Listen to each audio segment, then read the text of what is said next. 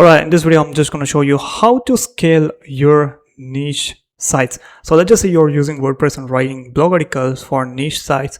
So first what you want to do is populate, get the semantic keywords and everything. So let's just say let's create a topical map for niche, for blogging niche called AI tools, and hit enter.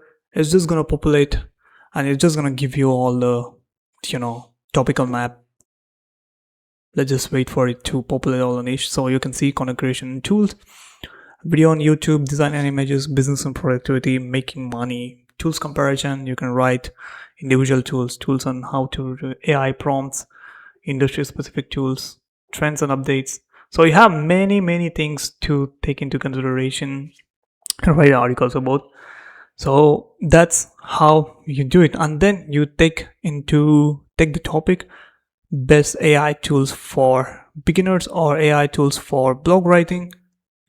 Copy this, go to the URL, click on add SEO article, enter the URL right here, click on add keyword.